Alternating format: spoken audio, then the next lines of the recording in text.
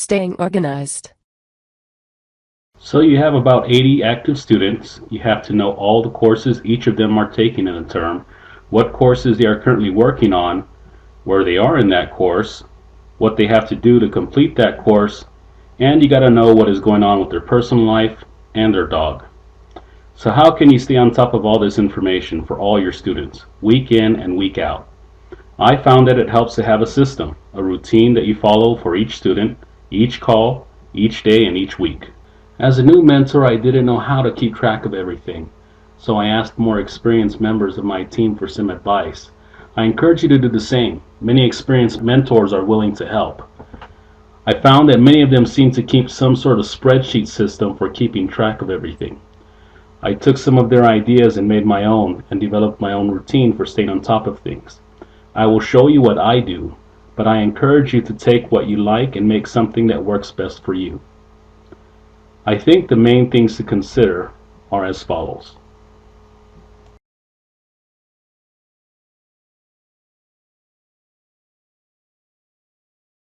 My spreadsheet notes. Make sure your audio is on.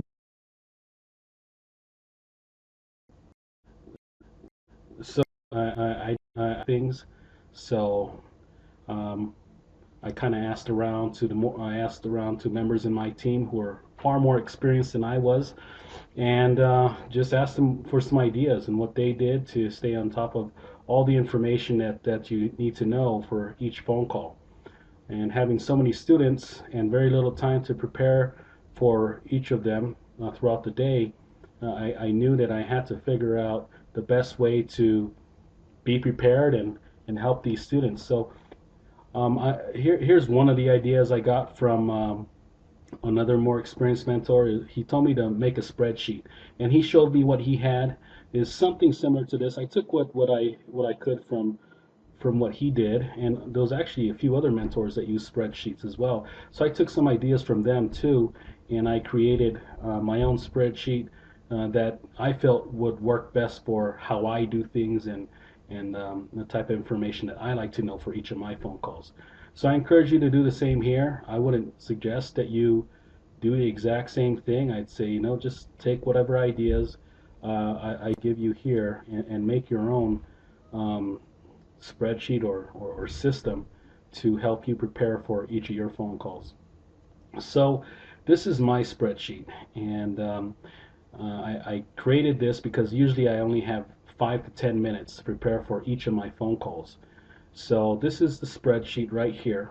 What I did was I created a spreadsheet in Microsoft Excel, and each worksheet within my spreadsheet is is for each. It represents the information I have for each of my students. So this is different from what I have in Mentor Force. So you have all this information, and I still refer to it. So I when I start getting ready for a call, I would use Mentor Force. I use all the information I can get from here, weeks left, whatever I have in the notes. Then I'd come here to my spreadsheet, which would have more information, and this is usually information that is geared more towards progress in courses. So each student has their own worksheet, and I organize the worksheets in the order that I call each student throughout each day. So all my Friday students come after the Friday tab,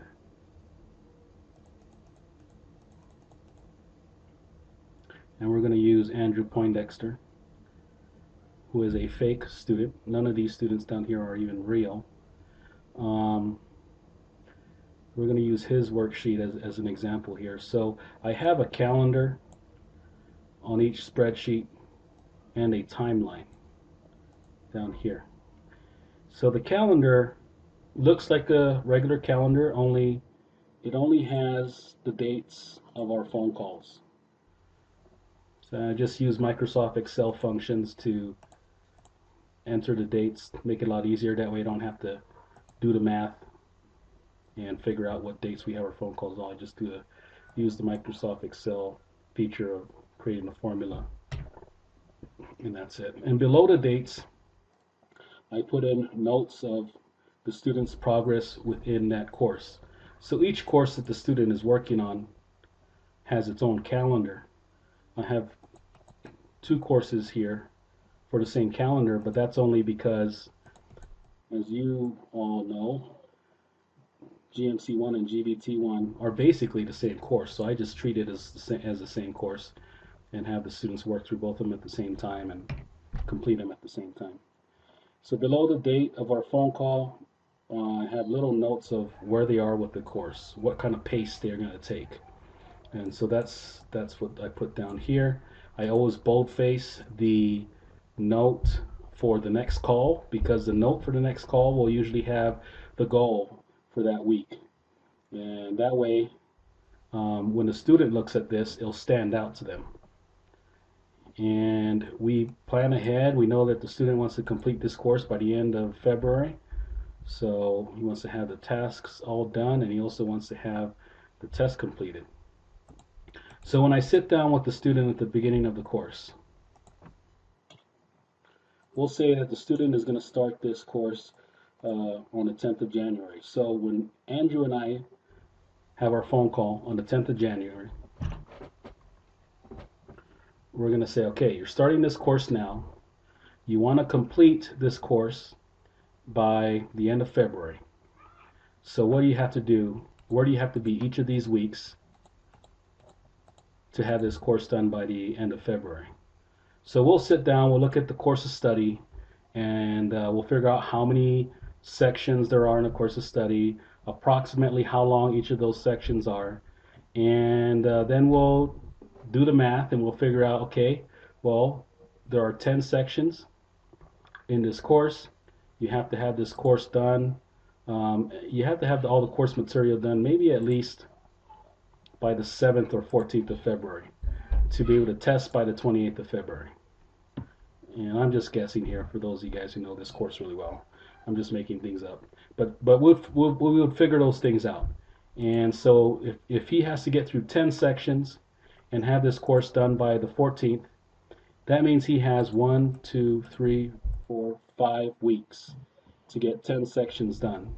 So 5 weeks, 10 sections, do the math, he'd have to complete 2 sections per week. So I'd note that here. 2 sections per week. So we know he's starting here.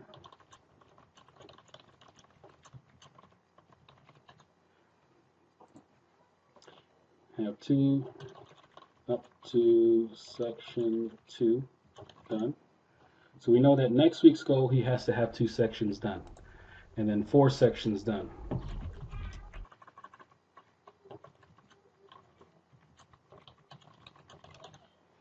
And so on and so on. And I don't want to boldface that note. I want to boldface this one because that's our next week's goal. So I'll quickly put in the goals for each week.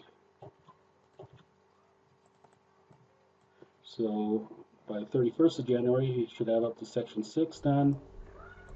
He should have up to section 8 done. And then he'll have all sections done if he keeps that pace by the 14th of February. Okay, so we'll set the goals, and then the week of the 21st of February, he should be reviewing all material and pass pre-assessments by about, we'll say 20 points, or whatever the course mentor recommends. And then he'd also be scheduling his tests by this week's.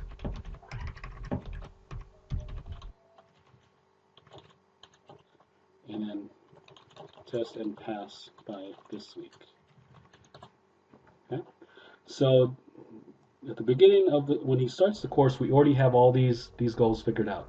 We know his pace, where he should be each week, what he should be doing each week, and so forth. Okay? And we can also plan out the tasks, because GBT1 has tasks. Well, when we're talking here, we don't really know when the tasks are, and we may not have enough time to go through all the material to figure out what each task is. So I can tell him, if our 10, 15 minutes for a phone call is up and I need to get into the next call, if we don't have enough time, I can say, okay, Andrew, now we didn't get a chance to go and figure out when you should be getting your tasks done. So I need you to do that. And then I'll explain to him how to do that. Well, how do you do that? You need to get in contact with the course mentor. You can talk to the course mentor and plan these goals out in detail. Find out from her when when you should do task 2, when you should do task 1, and what it's going to take to complete each of those tasks. And then I can put in for our goal next week. I will ask you when you will be getting task 1 and 2 done. Okay? And so, I can assign him things, and I'll make a note here just so that he knows and he expects it, that I will be asking him about his plan for getting task 1 and 2 done for GBT1. Okay. So that is how our first planning session would do. After that call, I would copy this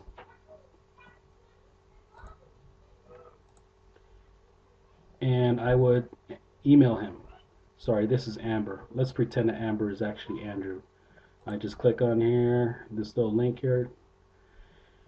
Email will pop open, and I'd email that calendar to Andrew Poindexter.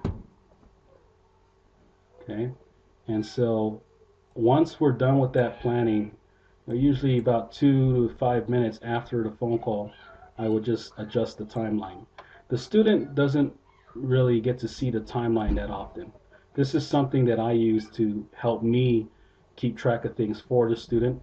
I would send the timeline to the student at the beginning of the term after we set AAB, just so that the student would have a visual of what the whole term looks like and when start and end dates would be needed. Um, and then I'd also send this timeline to students towards the end of the term, especially if they're really tight on time and they got a lot of things to do. I'd send them the timeline just to help them visualize the term and what they got to get done. So after I make adjustments to the timeline, that's it. The next phone call. So say the next phone call comes along. It's January 17th. Come in here, make my adjustments, bold face the next date's notes. So I would follow up with Andrew. Say, okay, so the goal was that you'd complete section 2. How did that go? If it did not go well, then we're going to have to make adjustments here. If he says, well, it didn't go too well. Section 2 was like 3 times the size as section 1.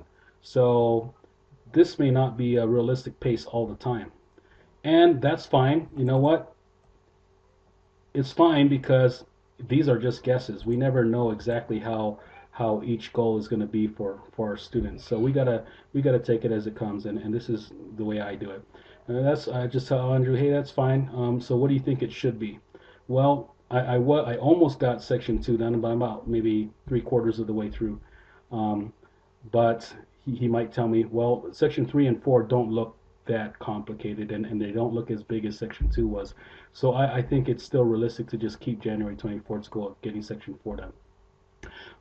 So that's one thing he might say. He might say, well, I don't think that any of these other sections are going to be doable in 2 weeks time, in 1 week.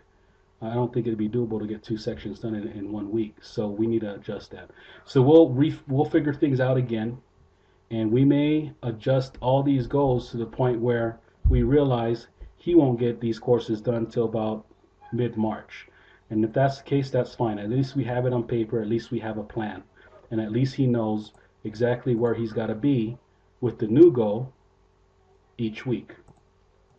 So that's how the spreadsheet works. I just copy it again after that second phone call and put it in an email and send it over to Andrew, and make adjustments here on the timeline as needed.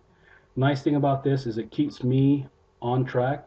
I know what's going on within 5 to 10 minutes of making a phone call to a student, and I'm able to more effectively help the student. Again, take ideas that might help you out, or you can just not use anything I showed you here, but kind of gives you an idea of some things that other mentors have showed me to do to help stay on track. And then, adjusting this, making updates to this spreadsheet is easy, just because of Excel. If the student's done with the course, I'll just select the entire row and delete it. If January comes and goes, I just select the entire column and delete it as well. And if I switch them to biweekly calls, then I change this to 14 instead of 7, and just copy it in all the other cells. So if you're not good with Microsoft Excel, you might need a little Microsoft Excel lesson. But otherwise, it's a simple thing to do.